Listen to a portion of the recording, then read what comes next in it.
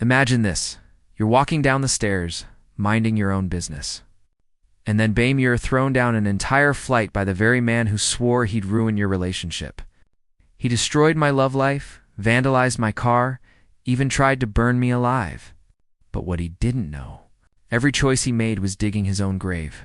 By the end of this story, the man who wanted me gone lost everything, even his ability to walk. If you've ever tasted the sting of betrayal lore, the sweet relief of revenge, then you're in the right place. Smash that like button, subscribe for more real-life revenge stories. And tell me in the comments the pettiest revenge you've ever pulled off. Now, let's dive into a story where justice wasn't just served was served brutally cold. All right, let me set the stage. Back in the late 2000s, I wasn't your average guy. I'd enlisted in the Navy, trained hard, even passed the quals, to enter SEAL training. I didn't make it through, bud. It's brutal, but I did become a SWCC, one of those dirty boat guys. If you've seen movies where fast boats blast into a firefight to yank soldiers out of hell, yeah, that was us. High-speed insertions, river patrols, and occasionally, firefights. I spent 12 years in special warfare before an injury forced me to shift gears. By 2016, I was back in my hometown, licking my wounds on medical leave, trying to figure out what life looked like outside the uniform. And that's when fate threw me a curveball. I reconnected with my high school sweetheart, the one that got away. She had a little girl now, 3 years old, the sweetest kid you could imagine. Her biological father wasn't in the picture, but it didn't matter.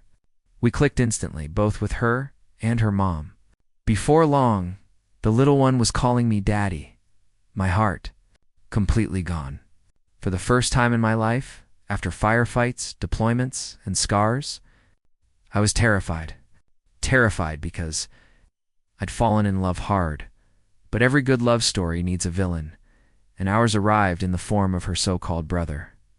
This wasn't her actual brother.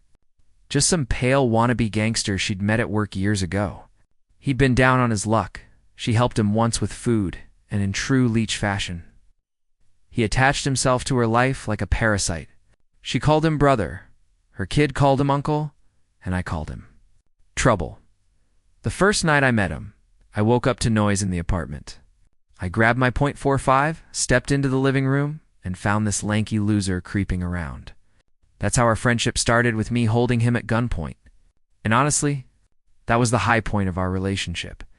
He was 23, jobless, and useless. He smoked weed on the balcony, played Call of Duty on my PS3, ate food he didn't buy, and expected her to cook, clean, even relace his sneakers because she did it better. A grown man treating my girlfriend like his mom. And every time I tried to call him out, he'd puff his chest and say, "I'll kick your ass. If I can't, I'll get my boys to do it." Now, don't get me wrong. I wasn't some unstoppable Navy SEAL Terminator. My injury left me limping some days. But I'd trained in jiu-jitsu, Filipino martial arts, and close-quarters combat. I knew enough to end a fight if I had to. And deep down, I knew I could snap this guy in half. But I loved my girlfriend. I wanted to marry her, adopt her daughter. So I bit my tongue. Until one morning I didn't. We were leaving her place. I walked back inside to grab my wallet when this parasite looked me dead in the eye and said, "When you get back, you're cleaning those dishes." The dishes he had dirtied. From his midnight stoner mac, dash, and dash cheese, I laughed in his face. "You're high. Clean them yourself, bitch. And don't ever tell me what to do again." Then I turned and walked down the stairs, and that's when he snapped. The door slammed open.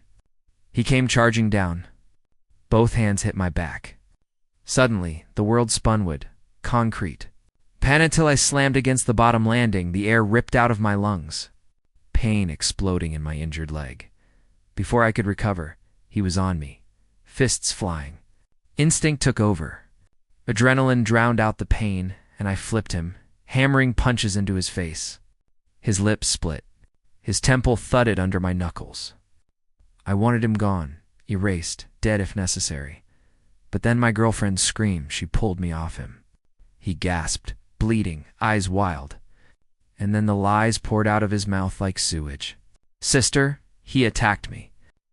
He threw me down the stairs because I asked him to bring back the PS3. She knew it was BS. Security cameras proved it later, but in that moment, the damage was done. He issued an ultimatum. Either he leaves, or I do. And she chose. Him not because she loved him, but because he'd been there for her daughter since birth. She didn't want her little girl to lose her uncle, so I lost everything. I left that apartment shattered. It wasn't just losing the love of my life, it was saying goodbye to a crying child who clung to me, begging me not to go. That broke me in ways bullets never had. But if heartbreak wasn't enough, Parasite decided to twist the knife. Within weeks, his friends started circling me. My car, stripped, spray-painted with slurs, windows smashed. Insurance didn't cover it all, I was out thousands. Then came the arson attempt. A Molotov at my door only stopped by working sprinklers. If they hadn't gone off, I'd have burned alive. And then, the final straw. One night I came home from work, groceries in hand. No weapon on me since I couldn't carry on base. As I turned to unlock my door, footsteps thundered down the stairs. For masked men, hoodies, gloves, his boys, they shoved through my door as I tried to slam it. 4-on-1. My pulse spiked. I fought back, reached into the closet, my fingers wrapping around cold steel to SIG P226. I kept loaded by the door. 14 seconds. That's how long the fight lasted. Bang, bang, body, body, head. Exactly like I was trained, the first 3. Dead before they hit the floor. The 4th. My ex's brother. He caught 3 rounds, 1 grazing his ass, 1 burying deep in his cheek, and the 3rd straight through his spine. From the waist down, he was paralyzed. Wheelchair for life. Diaper for life. Any dream of walking, fighting, or even sleeping with someone again? Gone. And when the smoke cleared, justice didn't stop at paralysis, because the police. They nailed him for everything. Conspiracy to commit murder. Manslaughter for the deaths of his 3 friends. Assault. Battery. Reckless endangerment. He wasn't just paralyzed, he was imprisoned for life. You'd think the story ends there, right? I'd get the girl back. We'd rebuild. But no, she cut me off completely. Called me a murderer. Said I orchestrated the attack just so I could shoot him. She blocked me, vanished, and built a new life elsewhere. I lost her. I lost the little girl. And I carried the weight of killing 3 men in my own home, not overseas, not in combat, but in my hallway. PTSD hit hard. For a year, I couldn't touch my guns without panic attacks. But life moves on. Years later, I rebuilt. I run a cybersecurity company now. I've got a partner who truly supports me. And we're planning for kids of our own. And as for him, a few months ago, my Google alert triggered his name. His obituary? Turns out, even in prison, he couldn't shut up. Wheelchair or not, he ran his mouth until one day, someone snapped. They used his own wheelchair to bash his skull in.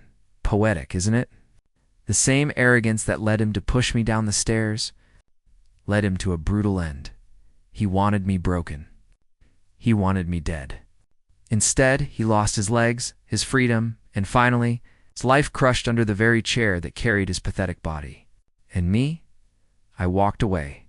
Scarred, sure. But free? Sometimes, revenge isn't about plotting. Sometimes, karma just waits patiently. And when it strikes, it doesn't miss.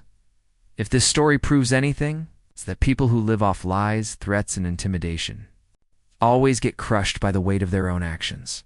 Justice doesn't always come when you want it, but it always comes. So what do you think? Was that justice? Or was it karma? Drop your thoughts in the comments below. Smash that like button if this story gave you chills, and subscribe for more true Reddit revenge stories every week. And remember, respect isn't given, it's earned.